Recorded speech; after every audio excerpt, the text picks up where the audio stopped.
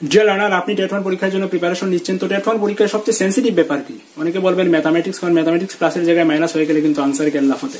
আমি বলবো ম্যাথামেটিক্স না, ম্যাথামেটিক্সের চেয়েও কিন্তু যেটা সেন্সিটিভ সেটা হচ্ছে ওএমআর শিট ফিল আপ করা। কারণ আপনি যদি ওএমআর শিট ঠিকঠাক মতো ফিল আপ না করেন তাহলে 150 মধ্যে যদি 150টা আনসারও করে আসেন তাহলেও কিন্তু আপনার পেপারটা চেক করা হবে না, এক্ষেত্রে কিন্তু আপনার কোনো লাভ হবে না, পরিশ্রম পুরো মাটি। কারণ আমার নিজের যুগে দেখা একজন শিক্ষক ওএমআর শিট ভুল করেছিলেন, ওনাকে কিন্তু second time OMR sheet provide করা হয় না। পরীক্ষার হলে কিন্তু আপনাকে একটাই ওএমআর শিট দেওয়া হবে, দুটো ওএমআর শিট দেওয়া হবে না। ভুল করেছিলেন বলে নতুন আর ওএমআর শিট পাননি বলে কিন্তু উনি টেন্স হয়ে গিয়েছিলেন, যার কারণে টেনশনে অনেক শেখা জিনিসও ভুল করে এসছেন। কারণ উনি চিন্তিত যে ওনার ওএমআর শিটটাকে চেক করা হবে নাকি হবে না। তো আপনারা যাতে এমন না হয় সেজন্যই আমি ওএমআর শিট কিভাবে ফিল আপ করতে হবে সেটা দেখিয়ে দেবো। কারণ ওএমআর শিট হাতে কলমে চেক করা হবে না, সেটা স্বয়ংক্রিয় পদ্ধতিতে মেশিনের মাধ্যমে চেক করা হবে। তো যদি এজ পার অ্যাপ্রোপ্রিয়েট মেথড আপনি যদি ওএমআর শিট ফিল আপ না করেন তাহলে কিন্তু মেশিন সেটা চেক করবে না, মেশিন চেক না করলে কিন্তু আপনাকে ইনফর্ম করা হবে না, সেটা ফেলে দেওয়া হবে, অতএব আপনার পুরো পরিশ্রমটা মাটি হয়ে গেল। তো আপনি যদি জানেন যে কিভাবে ওএমআর শিট ফিল আপ করতে হয়, then you can skip the video, otherwise you are in right track. This video is only for you. আপনি জেনে যাবেন ওএমআর শিট কিভাবে ফিল আপ করতে হবে এবং নিশ্চিন্ত মনে আপনি পরীক্ষা দিতে পারবেন এবং হয়তো ভালো প্রিপারেশন নিয়েছেন, ভালো ফলাফল করবেন এবং আপনি টেট কোয়ালিফাইড একজন টিচার হয়ে আমাদের সামনে চলে আসবেন। তো যাই হোক, আর কথা বলছি না, আজকে আমরা দেখে নিচ্ছি জাস্ট ওএমআর শিট কিভাবে ফিল আপ করতে হয় একটা স্পেসিমেন ওএমআর শিটের মাধ্যমে।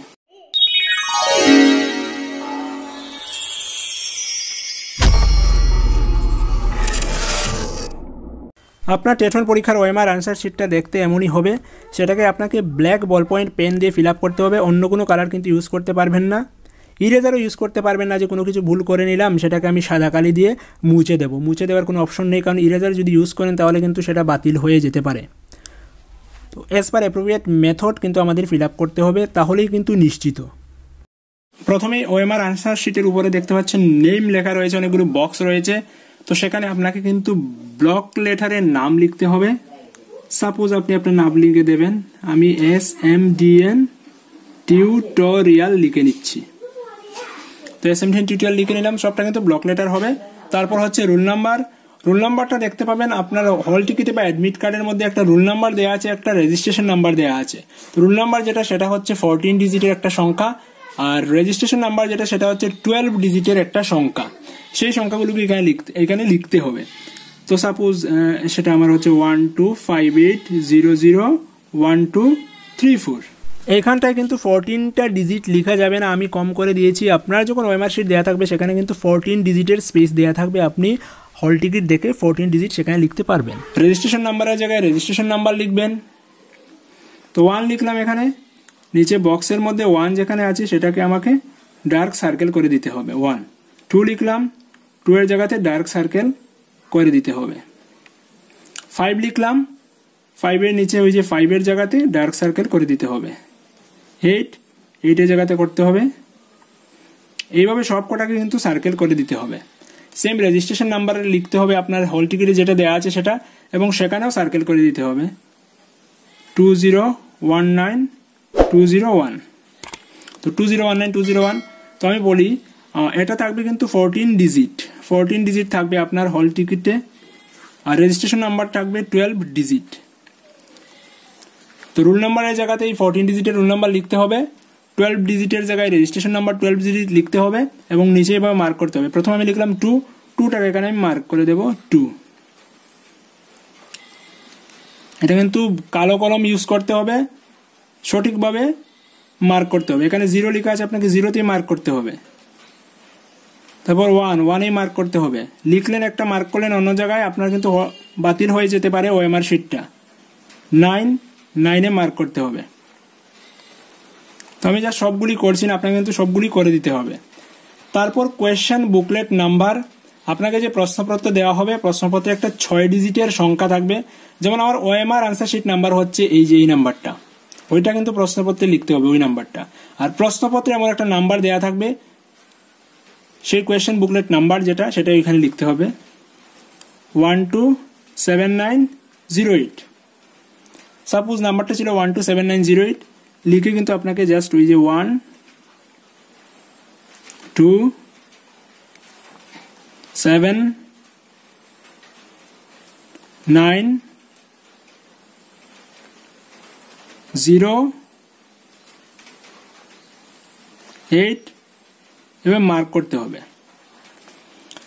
তারপর দেখবেন যে টেস্ট বুকলেট সিরিজ, তো প্রশ্নপত্র 3টা সিরিজে থাকছে, এ বি সি। তো আপনার কোন বইটা পড়লো, এ পড়তে পারে, বি পড়তে পারে, সি পড়তে পারে। কোয়েশ্চেনের উপর লেখা থাকবে কোয়েশ্চেন বুকলেট সিরিজ, তো সেটা দেখে এখানে লিখবেন। সাপোজ আমার এ পড়েছে, এ লিখলাম এবং ওইখানে এ রয়েছে, এটাকে ডার্ক করে দিতে হবে, তাহলে সেগুলো কিন্তু মেশিন রিড করে নেবে। পরে নিচের অংশে দেখতে পাচ্ছেন second language. Second language option থাকবে। তো অনেকের সেকেন্ড ল্যাঙ্গুয়েজ রয়েছে বেঙ্গলি, অনেকের সেকেন্ড ল্যাঙ্গুয়েজ রয়েছে ককবরক, সেজন্য সেকেন্ড ল্যাঙ্গুয়েজ অপশন দিয়েছে। তো আপনার যদি বেঙ্গলি হয় তাহলে বেঙ্গলি লিখবেন, ক্যাপিটাল লেটার ইউজ করার চেষ্টা করবেন বেঙ্গলি। তারপরে এই যে বেঙ্গলি এবং ককবরক দেওয়া আছে, আমি বেঙ্গলি লিখেছি, বেঙ্গলিটাকে আমি ডার্ক করে দেব। এতটুকু হয়ে গেল। তারপর ওইখানে কিন্তু 1 থেকে 150 অব্দি নাম্বার থাকবে, যেগুলো কোয়েশ্চনের আনসার ওইখানে লিখতে হবে, দাগ দিতে হবে। কোয়েশ্চেন আনসারগুলো এইভাবে জাস্ট ডার্ক সার্কেল করে দিলে হবে। তারপর নিচে দেখতে পাবেন signature of the candidate with date. ওইখানে কিন্তু আপনাকে সিগনেচার করতে হবে, ফুল নেম লিখতে হবে উইথ ডেট। তারপর signature of the invigilator with date. Invigilator যিনি ডিউটিতে থাকবেন উনি সিগনেচার করবেন এবং ডেট দেবেন।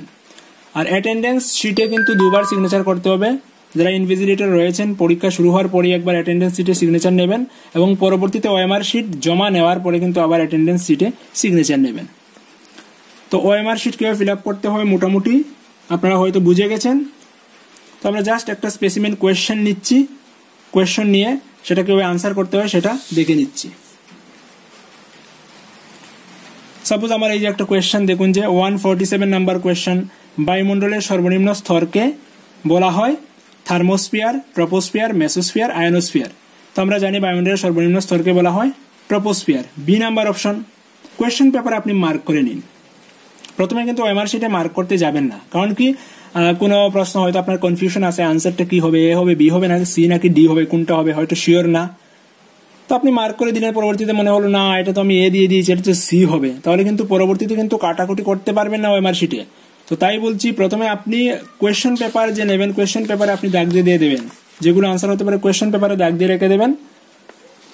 কোয়েশ্চেন পেপারে দাগ দেওয়া শেষ হয়ে গেলে মনে করুন যে পরীক্ষা হচ্ছে 2 ঘন্টা 30 মিনিটের, আপনি 1 ঘন্টা 30 মিনিট চলে গেল, তারপর আপনি শুরু করুন ওএমআর শিটে দাগ দেওয়া। কনফার্ম হওয়ার পর ওএমআর শিটে দাগ দিন। তো আমি 147 নাম্বার হচ্ছে ট্রপোস্ফিয়ার, আমি শিওর। তো 147 নাম্বার কোথায়, 147 নাম্বার এই যে রয়েছে 147 এর অপশন বি হচ্ছে ট্রপোস্ফিয়ার। অপশন বিটাকে আমি ডার্ক সার্কেল করে দেব। এইভাবে করে সব কোটাকে মার্ক করতে হবে। প্রথমে তো বললাম যে আপনি আনসার স্ক্রিপ্টে দাগ না দিয়ে কোয়েশ্চেন বুকলেটে দাগ দিয়ে দেবেন কোনগুলো আনসার হবে, তারপর কিন্তু আপনাকে ওএমআর শিটে দাগ দিতে হবে। ওএমআর শিটে পরবর্তীতে দাগ দেবেন, প্রথমে দাগ দিতে যাবেন না, কারণ পরবর্তীতে মনে হবে না এটা না আনসার অন্যটা হতে পারে। তো এমন যাতে না হয় সেজন্য আগে কিন্তু ওই কোয়েশ্চেন বুকলেটে দাগ দিয়ে দেবেন, পরবর্তীতে ওইটাই দাগ দেবেন। আরেকটা জিনিস বলছি, ওএমআর আনসার শিটে দাগ দেওয়ার ক্ষেত্রে এইভাবেই কিন্তু দাগ দিতে হবে। অনেক ক্ষেত্রে হয়তো সাপোজ মনে করলেন আনসার এ, আপনি এইটাকে এইভাবে এক্স করে দিলেন, এক্স করে দিলে কিন্তু সেটা গ্রান্টেড হবে না। বা সাপোজ এ হচ্ছে আনসার, আপনি এইভাবে রাইট চিহ্ন দিয়ে দিলেন, সেটাও কিন্তু হবে না। আপনাকে জাস্ট এইভাবে ডার্ক সার্কেল করতে হবে। অন্যথায় মনে হলো আপনি একটা এ নাম্বার দাগ দিয়ে দিয়েছেন, পরবর্তীতে মনে হলো না এটা তো আনসার হবে সি, আপনি সি নাম্বারও দাগ দিয়ে দিলেন, এ নাম্বারটাকে এভাবে ক্রস করে কেটে দিলেন, কোনো লাভ হবে না, সেটা কিন্তু মেশিন রিড করবে না। এই একটা প্রশ্নের জন্য কিন্তু আপনার পুরো ওএমআর শিট রিড নাও হতে পারে, কারণ মেশিনকে এমনভাবে শেখানো আছে প্রত্যেকটাতে, যেমন 121 একটা দাগ থাকবে, 122 একটা দাগ থাকবে, হয় দাগ থাকবে আদারওয়াইজ দাগ থাকবে না, একাধিক দাগ থাকবে, সেটা কিন্তু মেশিনকে বলে দেওয়া নেই, অর্থাৎ মেশিন সেটা রিড নাও করতে পারে। তেমন ভুল করবেন না। মনে করুন যে 141 এর আনসার সি হবে, আপনি ভুল করে এ দিয়ে দিয়েছেন, ছেড়ে দিন, এ দিয়ে দিয়েছেন, ছেড়ে দিন, একটা ভুল হলো কি হবে, কিন্তু আপনার একটা শুদ্ধ করতে গিয়ে যদি পুরো আনসার স্ক্রিপ্টে যদি চেক না হয় তাহলে কি হবে, অনেক ক্ষতি হয়ে যাবে। তো এগুলো অ্যাভয়েড করবেন। তো ওএমআর আনসার শিট নিয়ে আমার যা কিছু বলার ছিল বলে দিলাম। পরবর্তী যদি ওএমআর আনসার শিট নিয়ে কোনো কোয়েশ্চন থাকে অবশ্যই জিজ্ঞেস করবেন, আমি আপনাকে বলে দেওয়ার চেষ্টা করব। তো আপনার পরীক্ষা ভালো হোক এই কামনায় আজকে বিদায় নিচ্ছি। ধন্যবাদ।